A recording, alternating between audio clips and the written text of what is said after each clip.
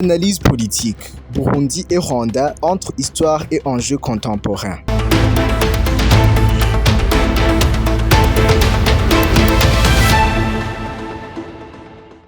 Les relations entre le Burundi et le Rwanda sont profondément enracinées dans une histoire commune marquée par la période coloniale allemande puis belge. À l'approche des indépendances au début des années 1960, les trajectoires politiques des deux pays ont commencé à diverger. Au Burundi, la figure centrale du mouvement indépendantiste fut Louis Rwagasore, leader de l'UPRONA. Il a joué un rôle déterminant dans la mobilisation nationale contre l'administration belge et dans la défense d'une indépendance fondée sur l'unité nationale au-delà des divisions ethniques. Son action politique a accéléré le processus qui conduira le Burundi à l'indépendance le 1er juillet 1962. Le Rwanda, de son côté, a connu une trajectoire différente, marquée par la révolution sociale de 1959 et une transition plus conflictuelle vers l'indépendance, proclamée également en 1962. Les dynamiques internes propres à chaque pays expliquent ces évolutions parallèles mais distinctes. Contexte actuel, le leadership régional et tension. Aujourd'hui, le Burundi occupe une position diplomatique importante en assurant la présidence tournante de l'Union africaine. Cette responsabilité renforce son poids symbolique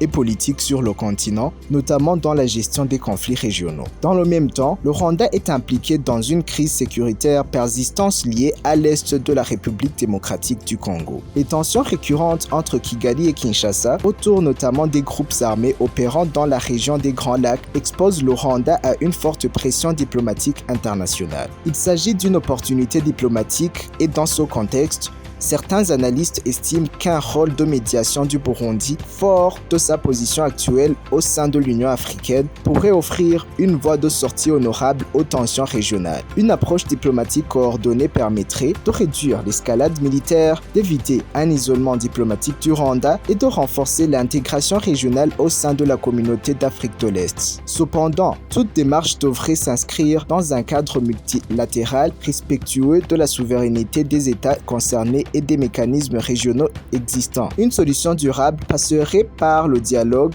la coopération sécuritaire et la relance des initiatives de paix régionales. Tout compte fait, l'histoire du Burundi et du Rwanda montre que les dynamiques politiques nationales peuvent influencer l'équilibre régional. Aujourd'hui, la présidence burundaise de l'Union africaine représente une opportunité symbolique pour promouvoir la stabilité dans la région des Grands Lacs. Plutôt qu'une logique d'humiliation ou de confrontation, l'intérêt commun des deux pays réside dans une sortie diplomatique apaisée du conflit afin de préserver leur image internationale et de renforcer la stabilité régionale. C'était Eben Trésor.